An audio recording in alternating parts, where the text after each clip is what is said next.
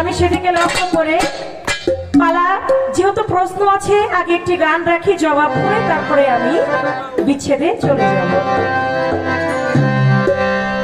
Hello ভাইকে টানে না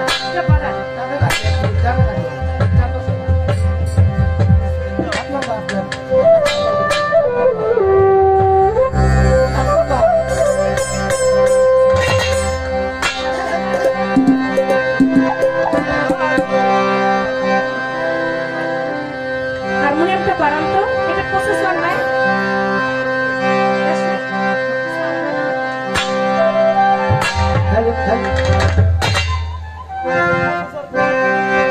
হ্যালো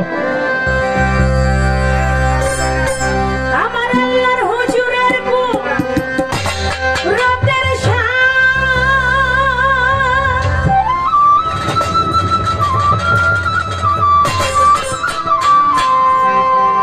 আমার হুজুরের কুদরতের শান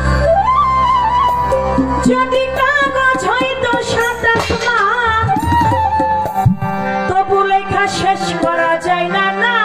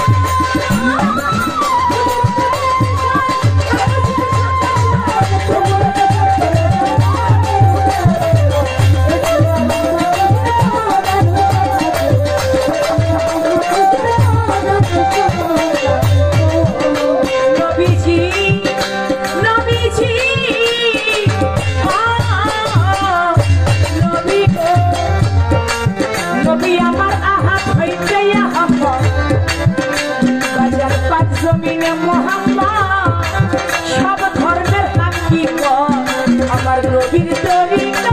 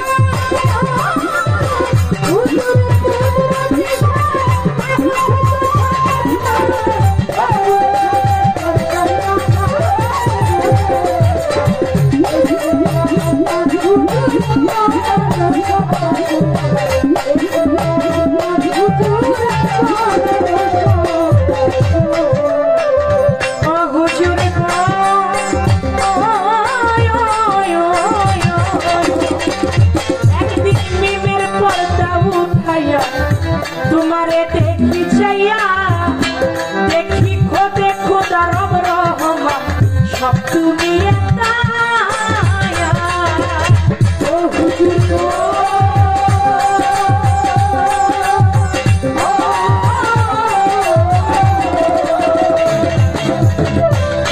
একদিন মাওলা আলী করিমুল্লাহ ওয়াজহু জিজ্ঞেস করলেন ইয়া রাসূলুল্লাহ আপনি কে? বলে আমি মোহাম্মদ। বলে তা তো জানি, আপনি কে? বলে আমি মা ফাতেমার বাবা। বলে তাও তো আমি জানি, আপনি কে? বলে আমি হযরত আলীর শ্বশুর। বলে তাও তো আমি জানি, আপনি কে? বলে আমি হাসান এবং হুসাইনের নানা। বলে তাও আমি জানি, আপনি কে? আমার দয়াল নবীর আর বুঝতে বাকি রইল না মাওলা আলী কি শুনতে চায়। বলে হে আলী মাদরানি ফাকাত রাইল হক, যে আমাকে দেখে তার আর হককে দেখার বাকি থাকে না। তাই বলেছে মিমের পল্লা তোমারে দেখি চাহিয়া দেখি খোদে খুদা রব রহমান সব তুমি একটা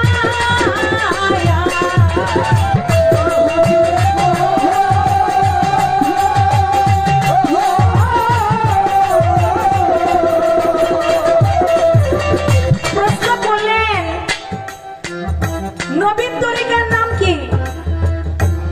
চিশতিয়া তরিকা আছে, কাদরিয়া তরিকা আছে, নকশবন্দি আছে, মুজাদ্দিদিয়া আছে। তরিকা শুধু চারটাই না, ওয়াসিয়াও একটা তরিকা আছে যেটা ওয়াইশ কুরনি থেকে এসেছে। এই যে তরিকা, চারটি তরিকা, তাহলে দয়াল নবীর তরিকার নাম কি? বাবা কাদরিয়া বলেন, চিশতিয়া বলেন, তরিকা মানে হচ্ছে পথ দেখানো একটা রাস্তা। কাদরিয়া তরিকা এটা একটা পথ দেখানো রাস্তা, চিশতিয়া তরিকা এটাও একটা পথ দেখানো রাস্তা। তবে দয়াল নবীর তরিকাটাই হচ্ছে ইসলাম তরিকা। দয়াল নবীর তরিকাটা কি ইসলাম তরিকা। ওই ইসলামের শিক্ষা কাদরিয়া তরিকায় দেয়, ইসলামের শিক্ষাই চিশতিয়া তরিকার মধ্যে দেয়, ইসলামের শিক্ষাই আপনার মুজাদ্দিদিয়া তরিকার মধ্যে দেয়। নবীর বলা, নবীর কওয়া, নবীর আদর্শ সবকিছুই বাবা প্রত্যেকটা তরিকার একজন ইমাম আছে, একজন আল্লাহর ওলি আছে। কাদরিয়া তরিকার যিনি মাশায়েখ যেমন বরফের আব্দুল কাদের জিলানী, চিশতিয়া তরিকার মাশায়েখ হযরত খাজা মাইনুদ্দিন চিশতি। এমনি ভাবে তারা হচ্ছে পথ প্রদর্শক, তারা ইসলামের ঝান্ডা। যদি ভারতবর্ষে আমার খাজা মাইনুদ্দিন না উড়াইতো তাহলে ভারতবর্ষ আমরা অন্ধকারে ডুবে যেত, ভারতবর্ষের মানুষ কখনো ইসলামের আলো দেখতে পাইতো এর জন্য তরিকাটা হলো একটা রাস্তা। আমার দয়াল নবী যে রাস্তাটা দেখিয়েছেন সেই রাস্তাটার নাম হচ্ছে ইসলামিক রাস্তা, মুহাম্মাদি রাস্তা। ওই মুহাম্মাদি রাস্তার মধ্যে যে হাঁটে সে কাদরিয়া তরিকার মধ্যে, কেউ যে হাঁটে কেউ চিশতিয়া তরিকার মধ্যে গিয়ে পালন করে, কেউ নকশবন্দিয়ায় পালন করে। যার যেটা ভালো লাগে সে সেই তরিকার মধ্যে গিয়াই আমার দয়াল নবীর তরিকায় সে পালন করে। হুজুরের তরিকাটাই হচ্ছে মুহাম্মাদি তরিকা, ইসলামী তরিকা। আর হযরত আলী সেই তরিকার মধ্যেই বায়াত গ্রহণ করেছেন, সেই ইসলামী তরিকায় মুহাম্মাদি তরিকায় মাওলা আলী বায়াত গ্রহণ করেছেন। মাওলা আলী থেকেই সারা বিশ্বের পীর কামেল ওলিয়া উলিয়াগণ তারা তরিকা পেয়েছে। এই যে নবুয়াত, দয়াল নবীর নবুয়াত অনেকে অনেক কৌশল করে দেখছে। এই নবুয়াত দেখে কেউ দোজখে যাবে, আবার এই নবুয়াত দেখে আবার অনেকে জান্নাতে যাবে। দয়াল নবীর নবুয়াত দেখে দোজখে যাবে, আবার দয়াল নবীর নবুয়াত দেখেই আবার জান্নাতে যাবে। আবু জাহেল সে আমার দয়াল নবীর নবুয়াত দেখছে না? দেখছে। উতবা তিনিও আমার দয়াল নবীর নবুয়াত দেখছে। সাইবা তিনিও আমার দয়াল নবীর নবুয়াত দেখছে, কিন্তু দেখছে অন্তরে বিশ্বাস করে নাই। আবু জাহেল বলে একটা হুইল সাপ পুরাইছে, পুরাইয়া ছাই বানাইয়া একটা থলির মধ্যে করে নিয়ে যাচ্ছে। আমার দয়াল নবী যদি বলতে পারে যে ওইটার মধ্যে কি আছে, তাহলে আবু জাহেল বিশ্বাস করবে সে সত্যিকারের নবী, আর না তো তিনি বিশ্বাস করবে না। ঝুলার মধ্যে করে নিয়ে যাচ্ছে আমার দয়াল নবীর সামনে দিয়ে। দয়াল নবীকে দেখে দাঁড়াইলেন আবু জাহেল, বলে মুহাম্মদ তুমি যদি বলতে পারো আমার এই ঝুলাটার মধ্যে কি আছে, তাহলে বিশ্বাস করব তুমি সত্যি আল্লাহর একজন নবী। বলে চাচা আপনার ঝুলার মধ্যে কি আছে এটা যদি আমি বলতে পারি আপনি বিশ্বাস করবেন আমি আল্লাহর নবী? চাচা ওই ঝুলার মধ্যে যা আছে সে যদি কয় আমি কে, তাহলে কি বিশ্বাস করবেন? এটা কেমনে সম্ভব? কিছুক্ষণ পরেই ঝুলার মধ্যে যে গুল সাপটা পুরাই নিয়ে আসছিল, ওই গুল সাপটা বাবা জিন্দা হইয়া বলতেছে লা ইলাহা ইল্লাল্লাহ মুহাম্মাদুর রাসূলুল্লাহ। যখন নড়াচড়া দিয়ে উঠছে ঝুলার মধ্যে গুল সাপ সঙ্গে সঙ্গে ফালাই দিছে। ফালাই দিয়া ওই ঝুলা থেকে বের হয়ে যখন কালেমা পাঠ করছে লা ইলাহা ইল্লাল্লাহ মুহাম্মাদুর রাসূলুল্লাহ, আবু জাহেল কই তুই জাদুগির, শুনছিলাম লোক মুখে, তুই যে এত বড় জাদুগির তা তো আমি জানছিলাম না। আমার দয়াল নবী কি জাদুগির? তিনি জাদুগির ছিলেন না। তার নবুয়তের মাঝে যা দেখিয়েছেন, কিন্তু আবু জাহেল বিশ্বাস করে নাই। এই জন্য নবীর নবুয়ত দেখে কেউ দোজখে যাবে, আবার কেউ জান্নাতেও যাবে। নবীর নবুয়ত দেখেছে ইবনে আব্বাস, ছলনা করে দেখছে না? ছলনা করে দেখছে আব্বাস। কিভাবে? দয়াল নবীর অন্তিম সময় বলতে লাগলো, হে বিলাল, কেউ যদি আমার কাছে কোনো ঋণ থাকে, ঋণ পায়, আমি নবী সেই ঋণ পরিশোধ করে আমি যেতে চাই ধরাধাম থেকে, তার আগে আমি যেতে চাই না। বিলাল তুমি জিজ্ঞেস করো কেউ আমার কাছে কোনো ঋণ পায় কিনা। হযরত বিলাল ধপ বাজাতে লাগলেন, ধপ বাজিয়ে জিজ্ঞেস করলেন তোমরা কি কেউ আমার দয়াল নবীর কাছে কোনো ঋণ পাও? সঙ্গে সঙ্গে সমস্ত মানুষ নিষেধ করতে লাগলো, কিন্তু ইবনে আক্কাস বলতে লাগলো, হে বিলাল, আমার কাছে দয়াল নবী একটা ঋণ আছে। বলে কি ঋণ? বলে একদিন এক যুদ্ধে দয়াল নবী ঘোড়ার পৃষ্ঠে করে যাচ্ছিলেন, ওই ঘোড়ার পৃষ্ঠে বাড়ি দিতে গিয়া হুজুর পাক আমার পৃষ্ঠের মধ্যে একটা বাড়ি দেয়। আর ওই বাড়িটা আমার কোনো অপরাধ ছিল না, আমার কোনো অন্যায় ছিল না, বিনা অপরাধে আমাকে সেদিন বাড়িটা দিয়েছিল। আর ওই বাড়িটা আমি নবীজির গায়ে দিতে চাই। এ কথা শুনে আমার মা ফাতেমা দুই চোখের পানি ছেড়ে দিয়ে কান্দে ভরায়। হাসান হুসাইনও কান্দে বাজান, কান্দে দুই চোনায়। নবীর সাহাবাগণ যারা ছিল সবাই কান্দতে থাকে। এমন সময় যদি আঘাত করে নবীজির গায়ে,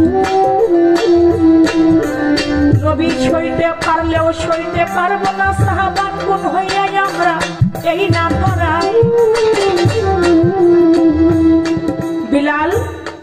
নবীজির গায়ে বাড়ি দিতে চায়, হে আক্কাসকে তুমি গিয়ে বলো ওই একটা বাড়ির বদলে আমার মা ফাতেমা বলে আক্কাস যেন আমাকে 100টা বাড়ি দেয়। হযরত আলী বলে একটা বাড়ির পরিবর্তে যেন আক্কাস 200 বাড়ি দেয়। সমস্ত সাহাবাগণরা বলতে লাগে একটা বাড়ির পরিবর্তে জানি 1000 বাড়ি দেয়, তারপরও যেন দয়াল নবীর গায়ে কোনো আঘাত না করে। আক্কাস বলে তা হবে না, যিনি আমাকে বাড়ি দিয়েছে আমি তাকেই বাড়িটা ফেরত দিতে চাই। এই কথা বললেন, আমার দয়াল নবী বললেন তোমরা আক্কাসকে নিয়ে আসো। আক্কাস আসলো। আক্কাস যখন আসলো আমার দয়াল নবী ঘর থেকে বের হইল, বলল আক্কাস আমি একদিন যুদ্ধে যাইতে সময় ঘোড়ার পৃষ্ঠে বাড়ি দিতে গিয়ে ওই বাড়িটা তোমার পৃষ্ঠে লাগে। আক্কাস তুমি নাকি সেই বাড়িটা আমাকে ফেরত দিতে চাও? ও আক্কাস, এই যে আমি তোমার সামনে দাঁড়িয়ে আছি, তুমি আমাকে আঘাত করো। বলে ইয়া রাসূলুল্লাহ, আপনি যখন আমাকে বাড়ি দিয়েছিলেন তখন কেউ ছিল না, আর এখানে তো আপনার অনেক সাহাবাগণ আপনজন আছে, আমি এখানে আপনাকে বাড়ি দিতে পারবো না। আমার দয়াল নবী আস্তে করে ঘরে গেলেন, আক্কাসকে ডাকলেন, আক্কাস আসো, এই ঘরে কেউ নাই, তুমি আমাকে বাড়ি দাও। বলে ইয়া রাসূলুল্লাহ, আপনি যখন আমাকে বাড়ি আঘাত করেছিলেন তখন আমার গায়ে কোনো জামা কাপড় ছিল না, আপনার গায়ে তো জুব্বা আছে, আমি কেমন করে আপনাকে আঘাত করি? আমার দয়াল নবী তার পৃষ্ঠ মোবারক থেকে জুব্বা মোবারকটা উঠাইয়া একটু নিচে হইলেন। আক্কাস হাতের থেকে লাঠিটা ফালাই দিয়া আমার দয়াল নবীর মোহরে নবুয়তের মধ্যে চুম্বন। আমার দয়াল নবী বলল আক্কাস কই তুমি বাড়ি দিলা না? কই ইয়া রাসূলুল্লাহ আপনি আমাকে ক্ষমা করে দিবেন, আপনাকে বাড়ি দেবার কোনো উদ্দেশ্য আমার ছিল না। আমার মায়ের মুখে শুনেছি আপনার মোহরে নবুয়ত যেজন দেখতে পাবে তার 14 পুরুষ জান্নাতে যাবে। আমার মা তো দেখেছে, তাই আমি কি করে দেখবো, এর জন্য আমি একটু কৌশল করে আপনার নবুয়তকে দেখে আমার জীবন ধন্য করলাম, আপনার মোহরে নবুয়তের গায়ে আমি চুম্বন করলাম, আপনি আমাকে ক্ষমা করে দিবেন। বলে আক্কাস তুমি যদিও কৌশল করে দেখে থাকো, তুমি নবীর নবুয়তকে দেখার চেষ্টা করেছো, আক্কাস আমি তোমাকে দোয়া করে দিলাম তোমার 14 পুরুষ হবে জান্নাতি। সেই মোহরে নবুয়ত দেখে কেউ জান্নাতে, আবার যারা দেখাও বিশ্বাস করলো না তারা হইল দোজখে। নাস্তরা পাদ্রী তিনিও দেখেছে কিন্তু দেখে বিশ্বাস করে নাই, এই জন্য তিনিও দোজখবাসী হবে।